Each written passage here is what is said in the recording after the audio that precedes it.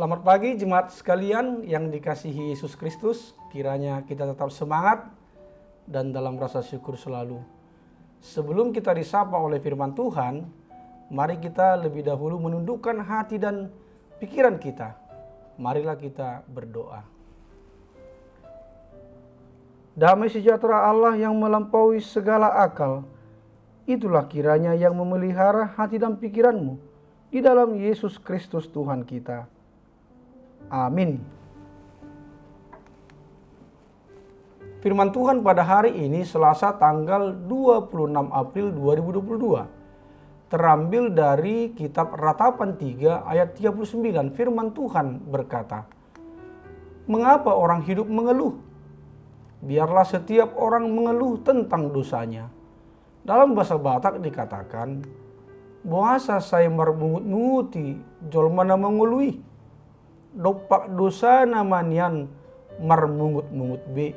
Demikian bunyi firman Tuhan. Topik, mengeluhlah karena dosamu.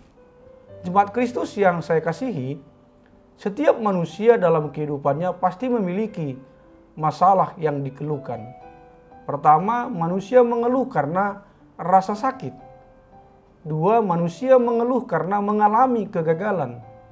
Tiga, manusia mengeluh karena dosanya. Keempat, dan lain-lain. Mengapa orang hidup mengeluh? Mengeluh telah menjadi suatu kebiasaan. Ketahuilah, kebiasaan mengeluh hanya akan menguras energi Anda, dan mengeluh membuat kita jadi bodoh dan tidak mampu berpikir. Kita mengeluh karena ada permasalahan. Biasanya kita akan tanpa sadar mengeluh.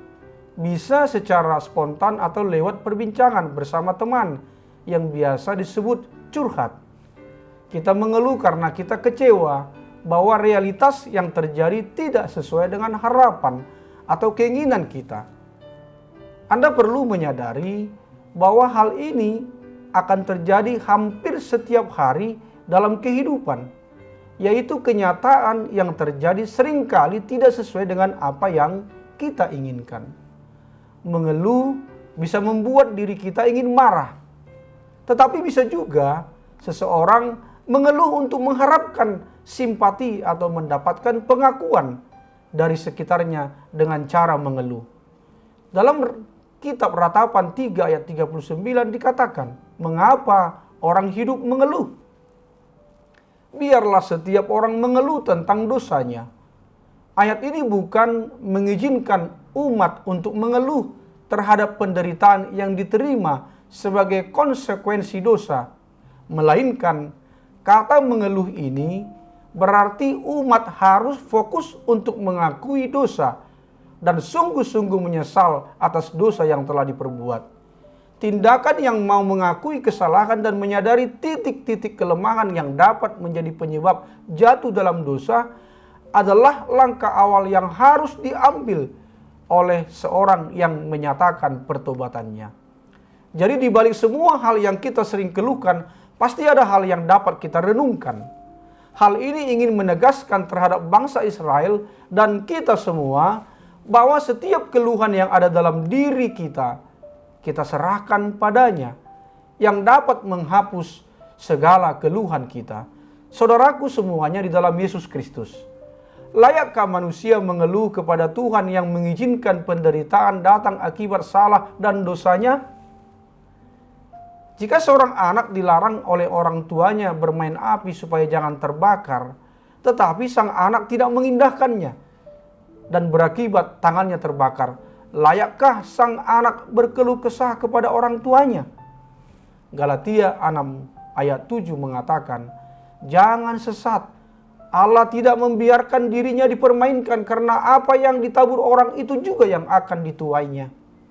Kalau kita tahu penderitaan kita akibat dosa kita, maka seharusnya yang kita keluhkan adalah diri kita sendiri. Mengapa kita bisa jatuh dalam dosa? Tetapi jangan pula hanya tinggal diam dalam keluhan dari hari ke hari. Sebab mengeluh itu manusiawi. Kebanyakan mengeluh dapat membuat kita depresi dan frustasi. Mari akhiri setiap keluhan akibat dosa sendiri dengan sebuah pertobatan. Sambil bersedia dan rela menanggung konsekuensi akibat kesalahan kita, mari datang kepada Tuhan. Berdoalah kesungguhan hati meminta pengampunannya. Ratapan 3:32 mengatakan, karena walau ia mendatangkan susah, ia juga menyayangi menurut kebesaran kasih setianya. Allah mendatangkan kesusahan agar kita sadar dan berhenti kembali berbuat salah. Bila Tuhan melihat hati kita yang menyesal dan bertobat, Ia akan kembali menyayangi kita. Ia akan mengangkat penderitaan kita dan memulihkan kita. Pemulihan selalu mendatangkan sukacita. Berhentilah mengeluh dan menyalahkan diri. Bukalah hati kita.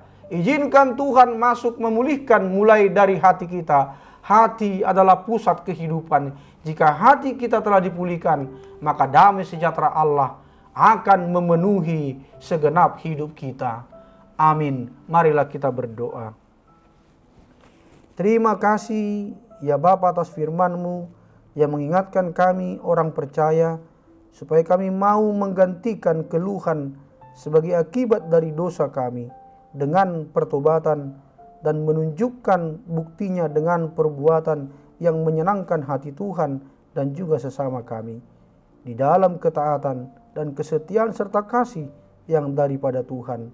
Ya Bapa, berkatilah yang berulang tahun hari ini, sembuhkanlah yang sakit dan juga yang terkena virus COVID-19, hiburkanlah yang sedih dan kuatkanlah yang lemah. Berikanlah apa yang menjadi kerinduan di hati kami setiap pribadi dan keluarga. Hanya di dalam nama Tuhan Yesus Kristus kami telah berdoa. Amin.